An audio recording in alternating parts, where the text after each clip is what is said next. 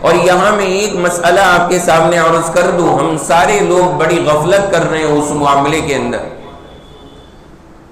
جو ہم اور آپ نماز ادا کرتے ہیں، نماز کے اندر یہ 4 ارکان بطور خاص، نمبر 1 رکوع، نمبر 2 سجدہ، نمبر 3 قومہ، نمبر 4 جلسہ۔ رکوع سجدہ تو سارے جانتے ہیں۔ رکوع سے جب کھڑے ہوتے ہیں وہ جو کیفیت ہے وہ کہلاتی ہے قومہ، اور جب ہم 2 سجدوں کے بیچ میں بیٹھتے ہیں وہ کہلاتا ہے جلسہ، دونوں سجدوں کے بیچ میں بیٹھنا۔ نماز کے تمام ارکان میں ہمارے لیے ایک مسئلہ شریعت نے بتایا، اس کو کہا جاتا ہے تعدیل ارکان۔ علماء کا کہنا یہ ہے کہ نماز میں تعدیل ارکان واجب ہے۔ کیا مطلب واجب ہونے کا؟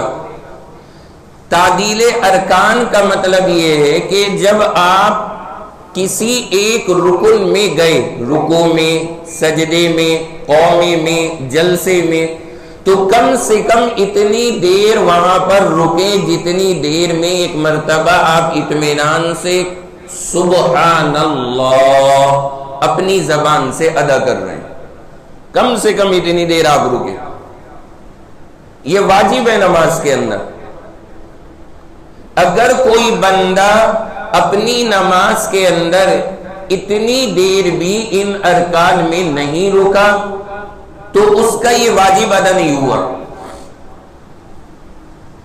اب مثال کے طور پر کوئی شخص رکوع میں گیا، رکوع سے کھڑا ہوا، سیدھا کھڑا ہوا اور فوراً سجدے کے لیے چلا گیا۔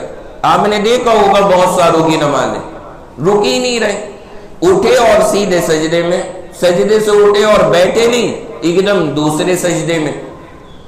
تو اگر یہ حضرات ایک مرتبہ تسبیح کے برابر رکوع سے کھڑے ہونے کے بعد نہیں رکے یا دونوں سجدوں کے درمیان میں نہیں بیٹھے تو ان کا واجب ادا نہیں ہوا، انہوں نے واجب چھوڑا۔